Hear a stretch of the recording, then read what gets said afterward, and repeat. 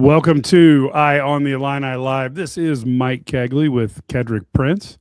We are here after what can only be described as the Braggin Rights massacre of 2025, because this Illinois team, I don't know, obviously this is not the best Missouri team we've seen in a while, but this Illinois team basically took Missouri apart. And it's a much better way to spend Christmas after a 91-48 victory. Ked, really quick, let me go through a few of the stats just so we have them. Illinois shot 52%, Missouri 29%. Illinois was 45%, 15 for 33 from the three. Missouri was 27%. Illinois was 80% from the free throw line to 67 for Missouri. Illinois had 11 turnovers, Missouri 10. Points off of turnovers, Illinois 13, Missouri 12. Total rebounds, Illinois had a 43-24 advantage. They had an advantage of 6 at the half and blew it wide open in the second half. Defensive rebounds, 28-12. Offensive rebounds, 15-12, both in the Illini's advantage. Second chance points, Ked, 29-5. Easier to win games when that's happening. Bench points, 24-21, Illinois. Points in the paint, 22-18 for Illinois. Fast break points, 10-3 for Illinois. Blocks, Illinois 8. Missouri 1. Steals, Missouri outdid the Illini 8-3. Assists, Illinois 20. Missouri 6. Times the game was tied 4. Lead changes, there were 2. Illinois was in the lead for 36 minutes and 26 seconds. The Illini offense was at a blistering 1.517 points per possession. Folks, that's hard to do. Missouri was at 0.828, and that's why you get probably, I think they said this was the biggest win, a 43-point win, 91-48 for the Illini. This looked more like a scrimmage, Ked, than it did a real game, the way the Illini, and I asked at the half, please, Illini, put two halves together. Ked, I think they did it. Well, let me start off with your introduction. I don't care one darn thing about Missouri, how good they are or how bad they are. Too bad. Don't care about that. There's two other schools that I could care less about.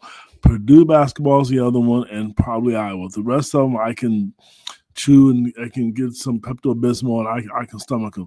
I don't care about Missouri. That's their fault. They have to get better. That was an embarrassment.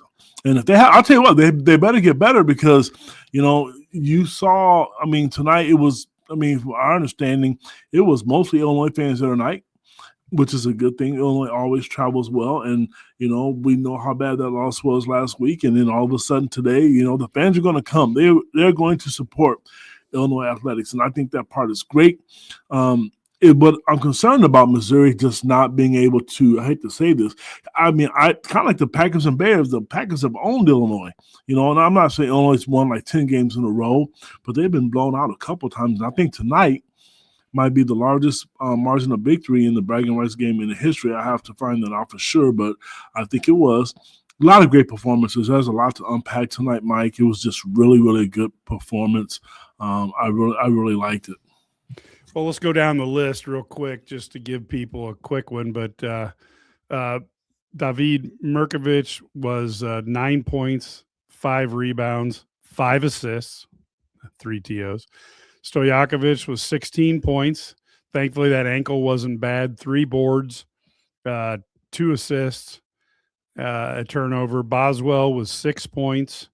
He had 3 rebounds, 3 assists, and a couple TOs.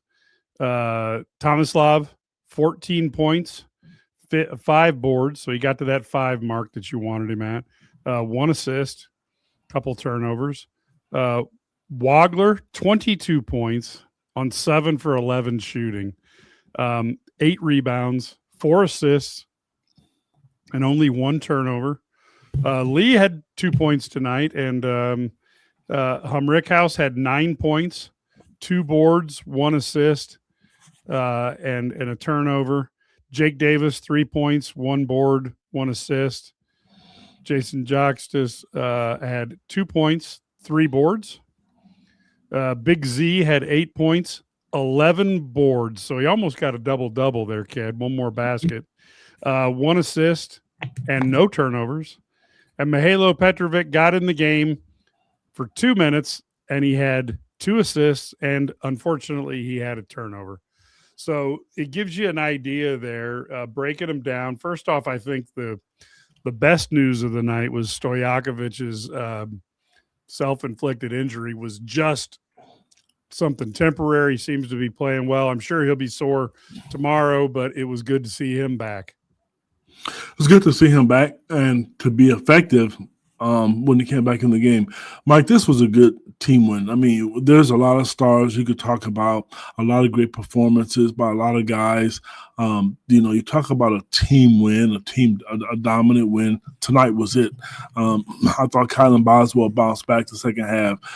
You just mentioned Stojakovic. I thought he bounced back in the second half, going away from the injury, and I thought that was great. And I mean, we talked, and I'll tell you what, I got to give the big fella Tomislav some credit.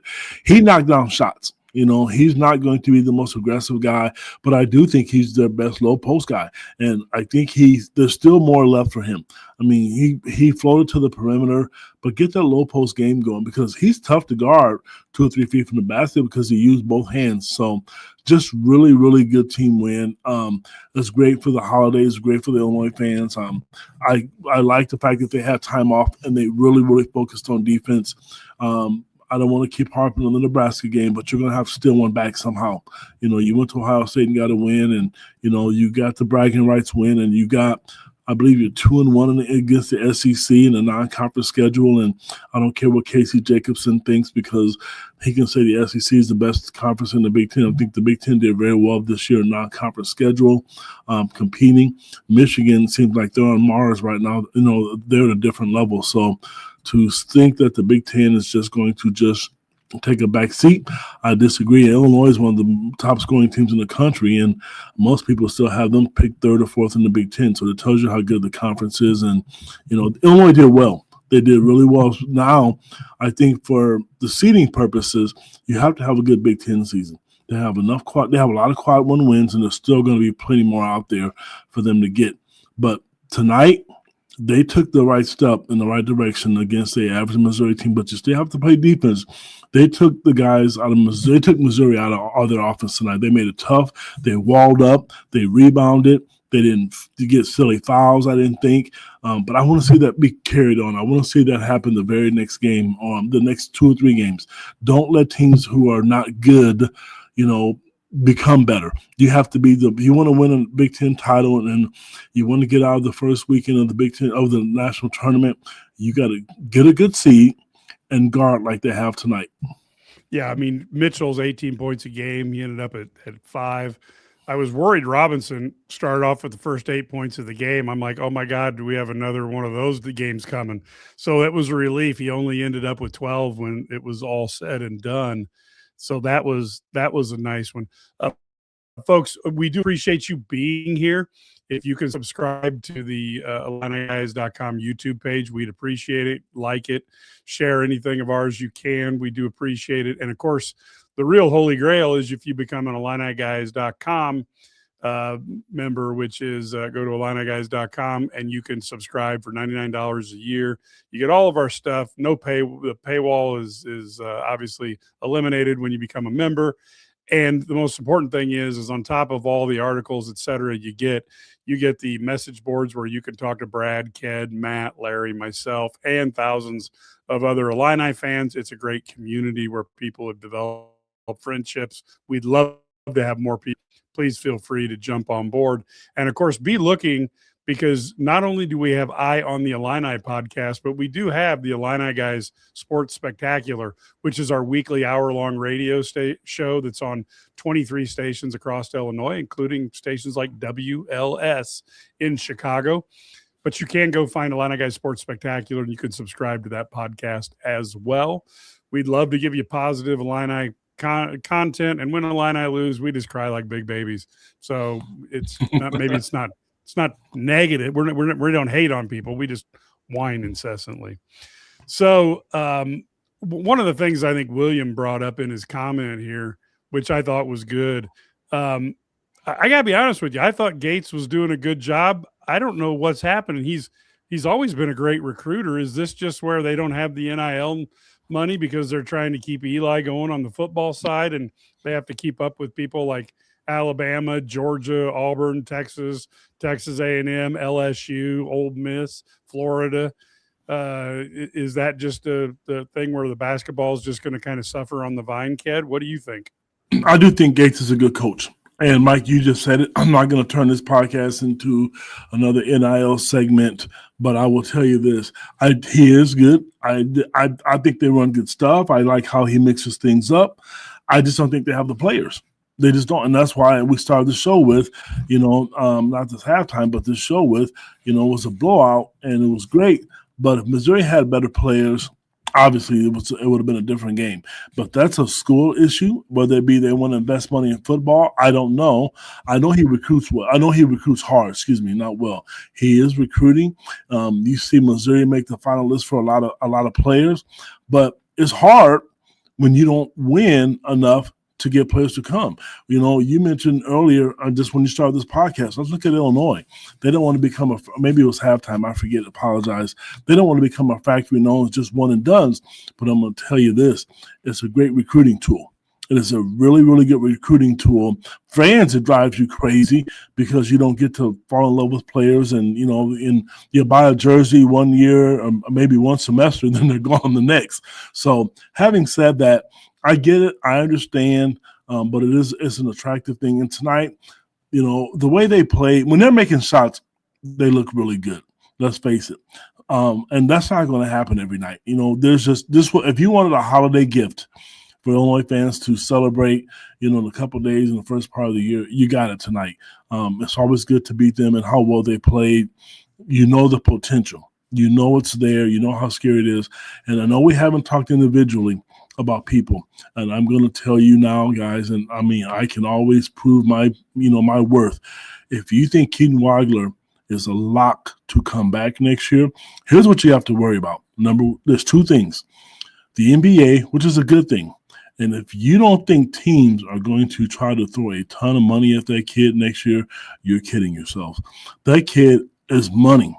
We can talk about where he was ranked and what he wasn't. You talk about player development and good scouting on Tyler Underwood's part, Brad Underwood's assistant. He was the guy that found him. He's the guy responsible for him. When I talked to his dad, he talked about how well Tyler was and how good a job he did recruiting him. Yes, Minnesota was involved, and I've said this before. Minnesota knew once Illinois got involved. I know for a fact they were really upset because they knew they didn't have a chance to get him. So enjoy Keaton Waggler, because I don't know what's going to happen to him next year. We can think with our hearts, or you can think with your mind, but again, the NIL money, and people know, let's look at Luke Altmaier, the quarterback at Illinois. Last year, people were begging him to leave. They did everything they could. He stayed loyal. I would like to think Wagner would do the same thing, but if he could go to the NBA and make a living for himself, he's a great kid. You can all see the demeanor and how good he is. Every time he scores and he does something, I just think in my mind, how in the heck, not just Kansas and Kansas State, because the kid's from Kansas, but everybody else, Mike.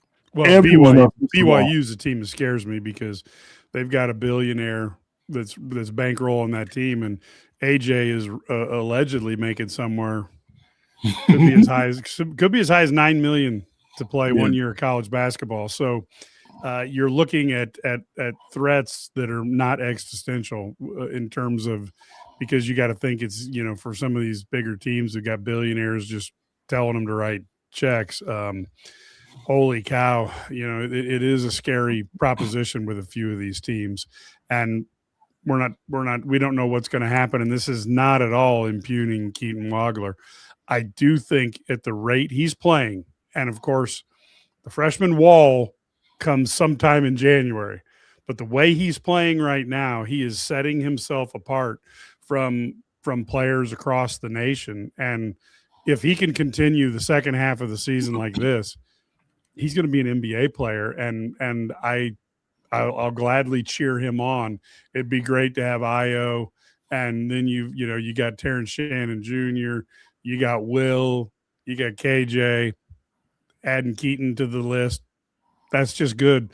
That's what you need to start building that respect. And it helps with recruiting. Here's what I'm going to say.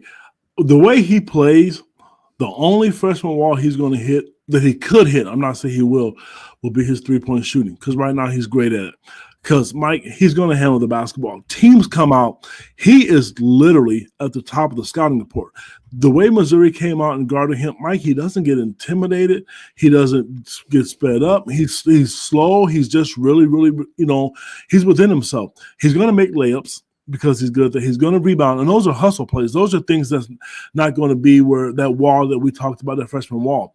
He's making shots. And I'm going to tell you, there's guys, let's use Jeremy Fears from Michigan State. He's a guy in the Big Ten I know that guards the ball well. He's not going to be intimidated by that. Because if you remember in one of his post-game press conference, he talked about growing up. He talked about the Alabama game, and having to play against Tennessee and then having to go against Ohio State. He's not going to be intimidated by anybody. So that freshman wall may hit when it comes to shooting threes, but that mid-range game and getting to the basket, shooting layups and free throws, and even just handling the basketball. And to tell you how good he is, this was allegedly on paper Kylan Boswell's team, and he is the leader. But how many times did you see Kylan get the ball and just give it to him? And Kylan Boswell, let's tip our hat to him. I've said this a couple times. I'll never forget this at Media Day. His quote was, that kid is cold. He's good. And he's going to put people on notice, and he has. I mean, his numbers and his rebounding. I'm watching the game, and I think Tomislav got one of his threes off a second chance rebound. You look at, and his defense got better tonight. Let's talk about that, because I talked about it on our message boards. Stojakovic has been a good defensive player, and Kylan Boswell. Waggler was athletic enough to do it, and I think they challenged him this week, because tonight he was zeroed in and locked in on the defensive end, Mike. Yeah, and I do think the other thing that Waggler does so well is when somebody gets him a shot and he hits the open shot, and that helps everybody get their assist numbers up, and it gives guys a reason to make the extra pass. I used to coach kids, and probably one of the toughest things, you probably know this as well, is being the better player, probably the best player on your team. But one of the toughest things is when you're a good shooter and you give it up to somebody else and they turn it into a brick, and you're thinking to yourself, well, I should have just shot it. Well, Waggler makes a lot of guys look good, which makes that extra pass become more palatable. And when the whole team starts doing that, Illinois is a lot tougher of a team. And I do think that's something that's really hard you can overlook that when you look at a stat sheet and not realize that, 3 of those shots were an extra pass that he cashed in on, which has got to make Coach Underwood feel great. And it makes the coaches look a lot wiser in the eyes of the coach, of the players. Mike, you hit the nail on the head. I was going to say that. When I see him play on the court, because I'm a coach, I've coached before, I look at how everybody else, his team, they embrace him. You look at Stojakovic. I tell you what, I know Stojakovic and Kylan Boswell are really good friends. They're tight, they vacation together. But I'm going to tell you a guy who's taking Keaton Waggler under his wings is Andrei Stojakovic. If he gets hurt, he's one of the first guys to go over to pick him up. He's always in his ear. They're looking for him. That shows a time of maturity, because this team is older. The Evises boys are juniors, I believe, eligibility-wise. Got Kylan Boswell as a senior. They're looking for him, and that shows where he is from a maturity standpoint and the confidence that they have in him. And let's be honest, anybody who's sitting here listening to this podcast, there's not a person out there before Brad Underwood mentioned to us at Media Day thought this guy was going to be this good. And I have to be honest with you. I saw him play. I didn't think so either. I thought he'd be a good player. I thought he along with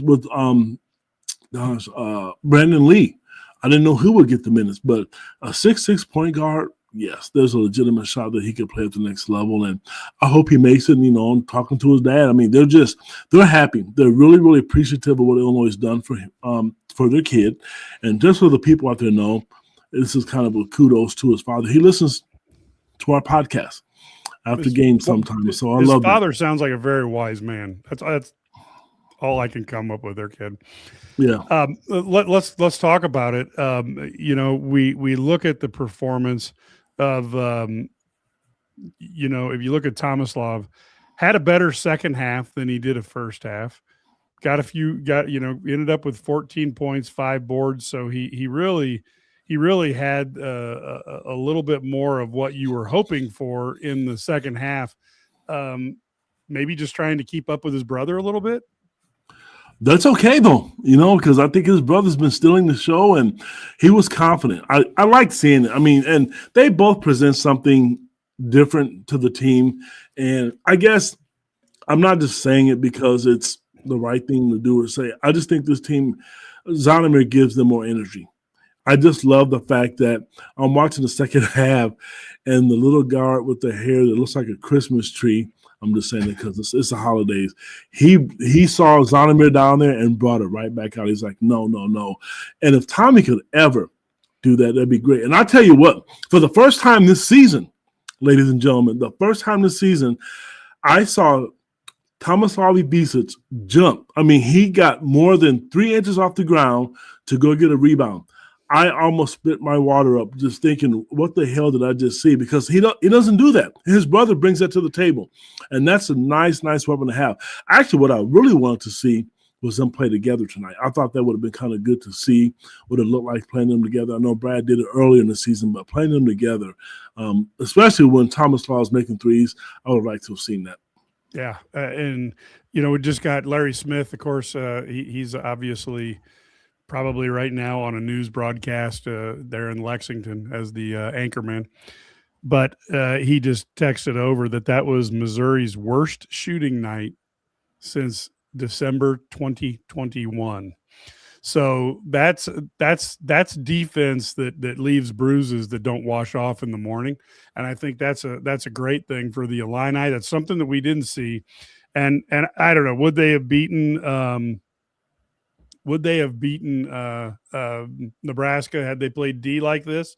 I tend to think they'd have had a much better opportunity, certainly. I'm not saying they would have won, but boy, that would have been a lot better type of effort that if you lost, you wouldn't feel like you left a little on the floor that, you could have given. Mike, I'm going to tell you, if they would have played defense like that tonight, they would have beat Nebraska. They lost on the last second shot. They just did not come out to play. And that's disappointing to me with an older group. We have a group text message like a lot of people, and just watching one individual just go through the motions to try to guard. You let a guy get on the heater. Brad Underwood said, I don't agree with it, but, he's the man in charge. One guy can't beat you. Well, if you let one guy get on 2 heaters in consecutive halves, I think that could be kind of scary. So, but that's just different philosophies. I mean, and to me, I'm not a fan of it, but they have to do this all the time. And I think if they would have guarded, and the one thing that we have to give Coach Underwood credit for, he mentioned the difference between this week and last week was the scouting report. That was key because knowing what guys can do, Casey Jacobson mentioned that during the broadcast, guys knowing what they can do and what they can't do. I'll tell you what, if you're scouting Illinois, the toughest guy on that team to scout, to me, will be Keaton Waggler. The only thing you can say is that he'll spin but the deal is he goes both ways when he spins, and then he'll shoot it and he'll get to the basket, he'll kick it out. So scouting a guy like him will be really tough because he has a nice mid-range game. He doesn't miss free throws. He goes right, he goes left. He shoots the 3 ball extremely well. So he would be a tough guy. I think Merkovic would be another guy I think would be tough to scout. Just because he's so unorthodox and you don't know what the hell he's going to do with it half the time. But he'll be another tough guy to scout. The other guys, I think Kylan Boswell, I want to see him shoot the 3 ball more. I think he can knock down threes, and I think he doesn't want to right now, does he? No, he doesn't. You can see it. And that's just a confident thing. And I tell you what, I've only seen Brad make one comment about him shooting the 3. I think it was a Tennessee game. But Brad typically doesn't say anything about kids shooting the ball. I'm telling you, he doesn't. He really doesn't. And I think if Ben Mikhaus had 2 threes late in the game, they came from Petravic. Maybe they need to have him in the game because Petravic found him. And I'll tell you what, Ben was ready to shoot the ball before it even got to him. He knew Petravic was going to throw the ball to him. It was really good to see him get in the game. I still say this, and I don't know what the deal is. The offense still looks good with him in there. He's able to break people down. The turnover he had was not his fault. He got in the game in a high pick and roll action right away, and Jason Jackson turned his head and he didn't see it, but he needs minutes. I believe in this kid. And I know the coaches do in there. Maybe there's something else, but the offense runs good when he's in. I totally agree with you there. A couple other things, and I know we were discounting Missouri because they're 10-3 and they have not played a great level of competition. But that being said, Missouri entered the game as the third best shooting team in the nation at 53.7%. And Illinois held them to 28.6%. And as we said, that was the worst time since December of 2021 when, my goodness, they lost 66-45 at Liberty. I didn't even know that Missouri ever lost to Liberty. That must have been a bad night. I'm not going to tease Missouri fans about it because Illinois has had their bad nights occasionally too. But Illinois held them 38 points under their season average, Ked. And 48 points is their lowest total since they got beat by a pretty good Arkansas team in 2022, 87-43. Wow. And so, the bottom line is, as I mentioned earlier, Mark Mitchell, 18.5 points per game, and had 5 points tonight. So it was a heck of an effort defensively for Illinois. And, I wrote in my heat checks and Hail Marys on Monday morning today that, it's not the offense that's the issue. It's the defense. And this offense didn't look that much different than it did against Nebraska. Clicked on a few more threes, there's no doubt. But the defense gave them extra shots so that you could make some threes. The defense got them rebounds to hold the shot total of Missouri down. So all these things that didn't happen against Nebraska, Illinois did. And now coach probably has their ear a little bit that, hey, wasn't that more fun? Did you enjoy the Missouri game more than you did the Nebraska game? And hopefully the guys will be like, yeah, I like that. Then just play defense a little better. That's it. And rebound. I mean, they went to the glass more. That was the second chance points, and that's what he talked about early in the press conference tonight, was rebounding. They put a point of emphasis on that. They talked about getting to the glass, and because it gives you second chance points, and it's deflating. I forget who the team was that Illinois played. Maybe it was Ohio State. I can't remember. It slips my mind. But there was a situation where there was just constant offensive rebounds. Illinois couldn't get the ball. They couldn't get the ball. That's demoralizing to a team. So, and they're big. Go ahead. Sorry. No. I just saw Jack Staples, obviously heir to the Staples office supply store, family dollars. Jack asked, is Petravic going to transfer at the semester break? His body language is so uninterested. And he said it seems valid for the DMPs. I'm going to let you tell me if you've heard anything about him transferring. I have not, but I don't have the sources that you do, Ked. And the body language is uninterested, but let me tell you one thing. This is probably the first time in this kid's life that he's ever sat. He has no idea what it's like to watch a basketball game from the bench. He may go to a game, pay a ticket, sit there and watch, but I almost guarantee you that with the talent that he has and the performance he's had over the years, sitting there from the bench without a hope of getting in has to be a new experience for him. Ked? Mike, it is. And he came to Illinois with the intention of starting. I mean, I'm not going to sit and lie to you. He did. And I think Illinois probably thought the same thing with him, coming in with the intention of probably starting. And his body language, I can tell you this. Coaches look at the body language. That is talked about by the staff. If you guys don't think, and if you're not aware, when they go back and look at game film, coaches are fully aware of what goes on if kids are pouting and if they're not engaged in games. So I think he's going to be fine. But is he? I mean, one kid who wants to sit, and Mike hit it right on the head. He came over here from across the pond to play, and this is a culture shock to him, and he's learning the game. Again, I still think I believe in him. I think he's going to play at some point in time. I know what the coaches think of him. They've told me that. So he just has to figure some things out. Hey, Brad, folks, we're happy to announce that Brad Sturdy has entered the building.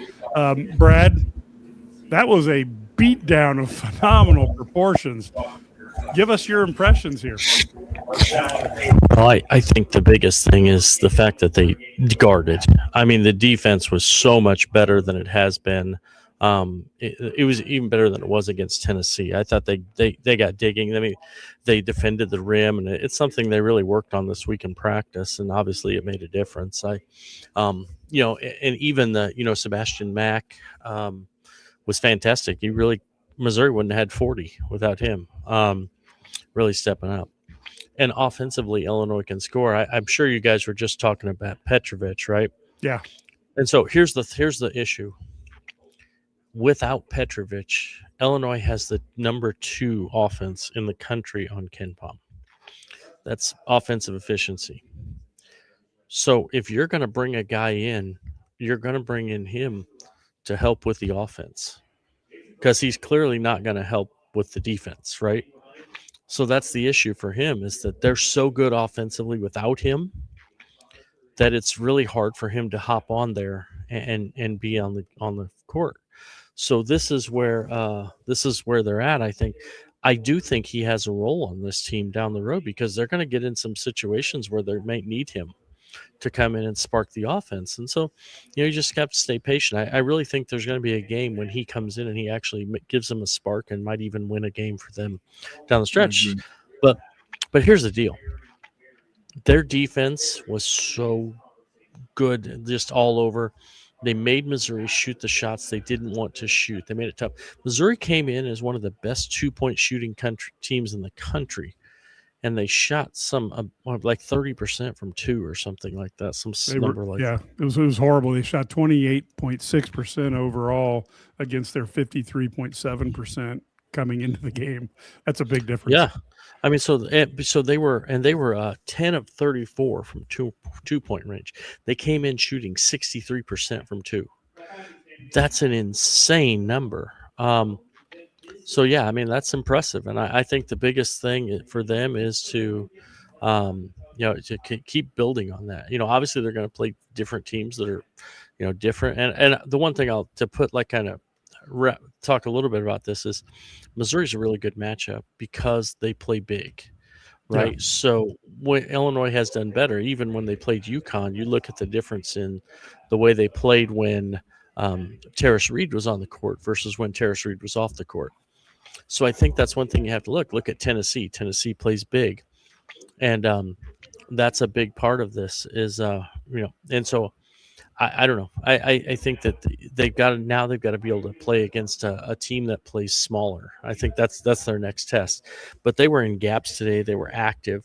And the thing is, they knew what they were doing. The communication, they weren't just losing guys defensively. So that was really impressive. And you're not going to always make that many threes, but if you guard and you still miss 4 more threes and you have 80 points, you're still going to win most of the time if you defend. Yes, you are. Yep. So what did you think, Brad? The other thing that jumped out at me was, my God, do you think Missouri thought when they tried to put a little press on them that it was going to get shredded that quick? I mean, I don't even know did the ball hit the ground before they put it in the basket at the other end of the court on that press offense? It was pretty impressive. I mean, the way but they have guys who can pass, right? So that's what you want. You want to have guys that can pass the ball, and they did that, and they used that. They used their size to pass basically over the top of things, and it was really impressive. I thought that was fantastic. This is the kind of game that Illinois has to to kind of use as a springboard and say, you know what, this is what we can be, and this was. I don't know. It was pretty pretty impressive performance. I mean, obviously the largest one was when, Quinn Snyder got popcorn dumped on his head when they lost by 32, and this one was much worse. So Yes. Also, Stojakovic, it looked like Illinois kind of dodged a bullet as, he had that ankle that was clearly painful and yet came back and still ended up with 16 points. When he walked off the court, I didn't think that was going to happen. No, I didn't either. I mean, but he said he knew he was coming back in. So, but we were sitting there watching. The funny thing, where I was sitting, like down there on the baseline behind the basket on the Illinois bench, I could see him back in the back, like going through, and they had him walking and bouncing up and working on it. And so that's the kind of thing that was pretty cool to see that, to see him. You could see him like going through. And so that's when I kind of knew if he's out back there kind of bouncing up on his toes, you knew he was coming back in because he's not going to miss anymore. But the great part is, how about going on the run with Boswell and Stojakovic not in the game and just completely dominating? I mean, did you expect that? Well, with Keaton Waggler on the team, it's a possibility. I'm just kidding. Boy, he's good, isn't he? Yes, he is, Bradley. He really is, buddy. He's so good. And you know what? The thing about him is nothing, we always talk about, and every coach talks about it. You want to have a next play mentality, right? It's the next play is the most important. I don't know that I've ever seen a young guy handle success and failure so well. Like if he turns it over, he takes a bad shot and misses. If he misses a defensive assignment, it's just like, okay, I'll get the next one. Yes. His maturity is insane. I mean, just completely insane, and how good it is. And for a kid who's 18 years old, 19, was he about to be 19? But this is impressive. So, I'm stunned. I was kind of one who hyped him a year ago. Like, I thought he was really good. And I was talking about what a good shooter he was. And I knew he was smart and he was a winner and all that stuff. I did not expect him to be this good. Like, I did not. We said that before you got on. Yeah. This is the first time Underwood's hyperbole isn't going to bite him. No, I mean, and you know what? Honestly, he, when he told me, I think we were at a football game. It was the first football game, the first home game. And I asked him, and I was talking about how they looking in the workouts, this blah, blah, blah. And he said, he's just going through some things. And I said, and we're just standing in the end zone there at Memorial Stadium. And he says, I said, yeah, so you figured out the rotations and lineups yet? And he goes, no, I have no idea. I do know one thing. I've got 5 starters. I know who one of them is going to be. I'm not sure who the other 4 are. And it was Keaton Waggler. Yeah. And, I was like, wow. That was really, it was like, that's some big time praise, when you say that, when you have 2 returning starters and a guy you paid a lot of money to come here, and he's your one guy you're guaranteed is starting. That was pretty impressive. Now, one of the things I like. If you want the information like that, that's what Illini Guys subscription is all about, because you could have read about that in September, and then kind of had that inkling early on. That's the type of stuff that we put back in the message boards behind the paywall. We also have all of our articles there, but that's where on the message board, Brad can put a little, tidbits, what we call them nuggets, out there for subscribers, and then here we're hearing about it, non-subscribers in December. But it's always better to get these things ahead of time. IlliniGuys.com, $99 a year. And, of course, you can follow us down at the bottom of the screen at Mike Kegley, at KedPrince4, at Sturdy32 if you want information on the Illini, or you just want somebody who's going to sit and argue about stuff and be out there on Twitter having fun. But we all tend to do that as well, too. Brad, here's an interesting thing. I think Underwood would agree with this. It was the most boring border war ever. And it was kind of fun. It was a fun boring, right? I don't think it was a bad. Well, you felt comfortable because you knew the game was done. You knew they were going to win. And then the announcers, if you're watching the game on TV, they kind of put you to sleep, because when that happens, there's not a lot to talk about. There's just not. And so that's why it was kind of boring. Then you look around the arena You see the Missouri fans starting to leave early so they could get home and get their Christmas or holidays, ready for their family. So it was bad, and I'm really curious to hear what Gates has to say. I know a couple of years ago when he talked about Terrence Shannon and he thought Illinois had a chance to go to Final Four. He was right. That was a special team, and tonight I'm really curious to know what he has to say because they got embarrassed again tonight. Yeah, the other thing about tonight was I thought Missouri so we were watching this game and I don't know if you guys noticed, but Missouri, I thought they were down about, I don't know what it was. They got down in the second half when Illinois came out that 11-3 run, and literally they were just standing straight up. They were done. They were done at that point. They Just quit. basically laid down. They quit, and that's why he put in Mac and just let him kind of cook because he was the only guy who didn't quit. The other guys were just done. They were like, this is. It was strange to see because you usually don't see in a rivalry game people give up. Now, the one thing they did do was they started being a little more physical. So you saw the two-hand shoves, you saw the trips, just because. But that's not less. People say that's dirty. No, that's what's called. You're just defeated, and you're just trying temper tantrum. It is. It really is. As somebody who's thrown plenty of them in my life. Yeah. But you know what I mean? Like when you lose like that, it is really hard to take when you're a high level athlete. And I think that's a big part of what they were, what they were dealing with. So, but overall, just an amazing performance by Illinois. So by the way, can we throw out a couple do you want to throw out a couple tidbits? Yeah. While we're on here. We know Ben Humrickhouse and the Illini gal, Adalia McKenzie, are getting married tomorrow. Oh, great. So that's exciting. Big news for Ben. So he hit those last couple threes. That was fun. Kind of see that happen. So that's one really good thing. And the Illinois trip to Europe was extremely productive. They had some great feedback. And I will have some more information on that tomorrow on the message board on IlliniGuys.com. But trust me, when it was a fantastic trip. Having said that, ladies and gentlemen, this is why, and the holidays are right around the corner, a couple of days. So if you have a family member that you want to give a gift to yourself or to a friend, this is why. And I'm just going to toot our own horn. Our football guys do a good job. Brad and I both do football as well. But this is why, because we're going to give you the information. And Chris, you're right. It's a good tease, but that's what it's supposed to be because we are connected. And I'm not embarrassed to sit and pretend that we're not.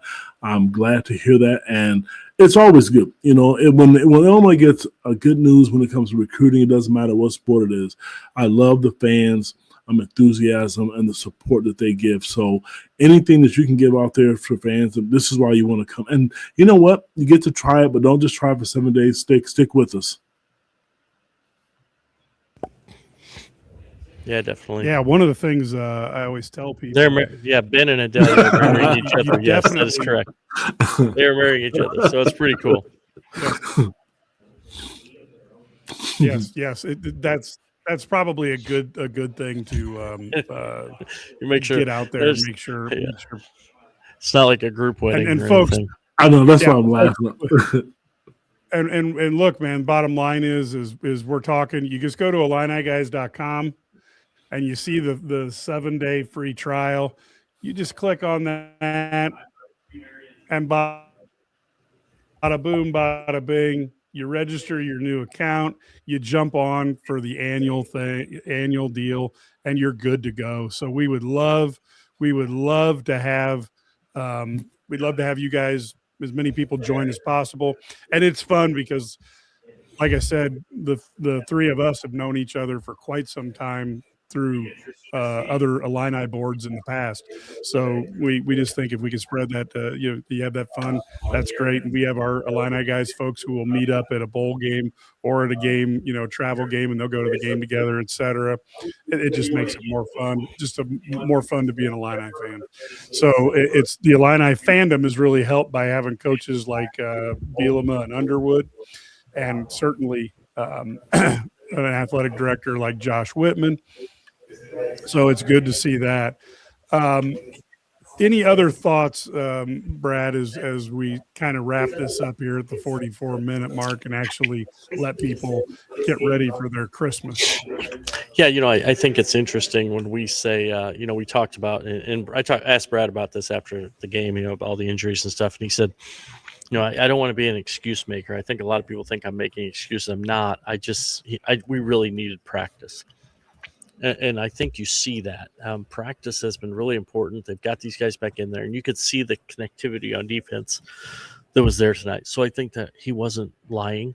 I think he was telling the truth. I think that's really – and he's a guy who loves practice. And if you're a basketball coach, like, players love games. Coaches love practice. You know what I mean? Ked can attest this. Mike, you can attest this. We've all coached. I love practice. Like right now, if I could just go do practices, I'd still be coaching if I didn't have to coach games. This was, but I think that Brad loves practice. He got a lot done in these 9 practices they had. And so it's really insane how important practice is at this level, because he said there were things they're doing this week that they should have been doing 3 weeks into the season in practices, but they didn't have guys. Again, they didn't have enough guys to practice. They only had, at times there 8 or 9 guys. So it was, and that is the worst, because then you got to get a coach out there or a manager. Yeah, MGR, exactly. baby. I mean, if you're the manager, you love it because, man, Exactly. I can practice with the Big Ten guys. It'll be great. But for the other guys, like, Stojakovic is still dunking on our heads every time. So there's only so much you can do. But I do think I will say this is really important. This was a really important 9 days. Now they have to take this. The one concern I've had for these guys all year is handling success. How do you handle success? Because And after Turkey. they lost, Turkey too, Dimitri McCamey, right? Michi, remember he was. I think that was McDonald's though. It may have been, but no. But I think it's really important to see, them handle the success and do better. Yeah, and Nathan's right. I saw Ty a little bit. He was doing a little workout. He looked pretty. I mean, he's getting close. He was moving well. God, obviously, that would be it's going to so be cool. a bit. I mean, just to get him. I will root for Ty Rodgers till the end. Again, the guy you see this out of the Illini players. I was going to the Memphis EYBL.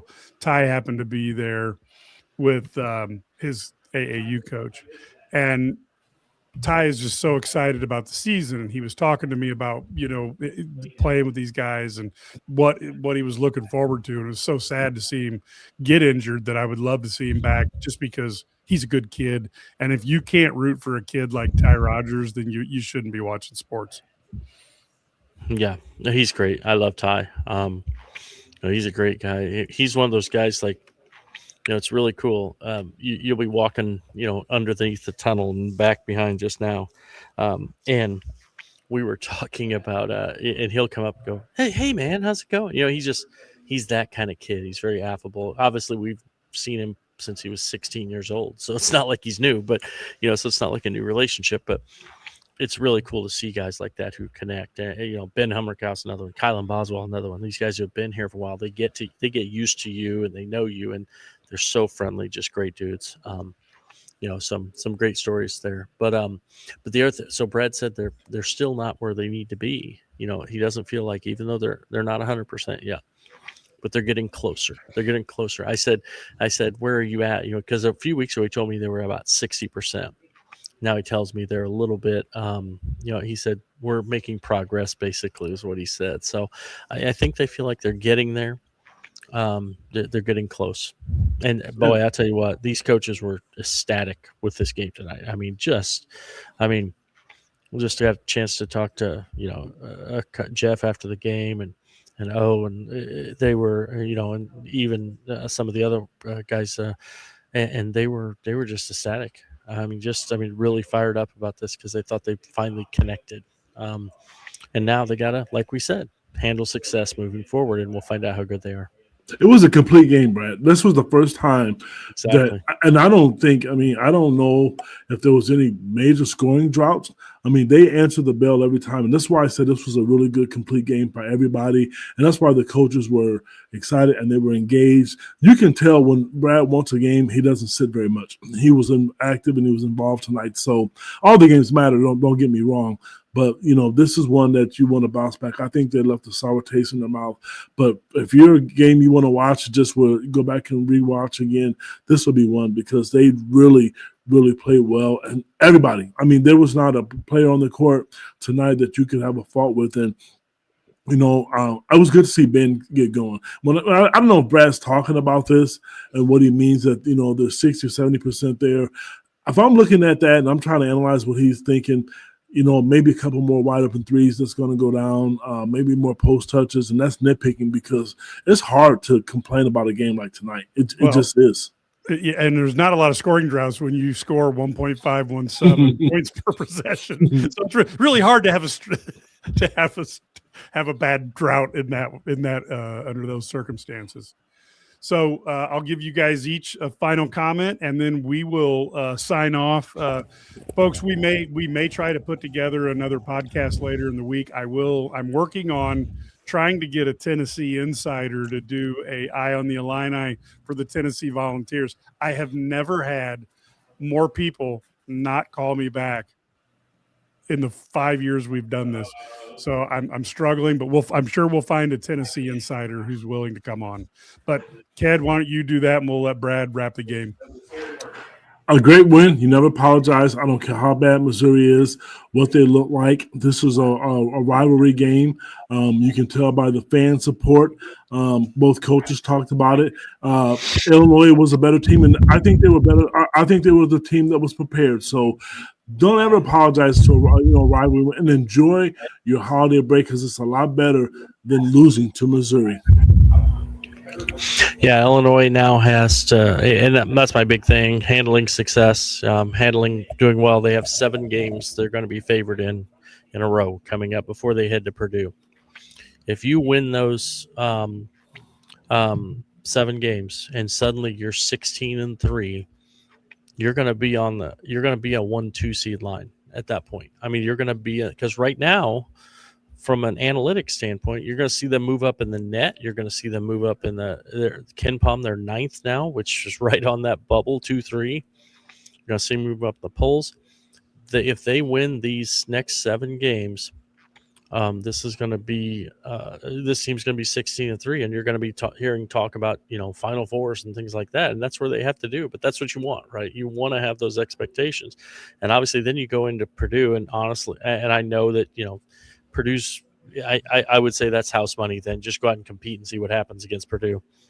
And then you get another few games where you have an opportunity, and the middle of that schedule is a little softer maybe. And then we finish, you finish up against Michigan, but Michigan State, Michigan down the stretch. But this is an opportunity for Illinois to really, get a good seed in the NCAA tournament. They have some quality wins, and now you just got to beat all the teams you should beat. And that's the key for them moving forward.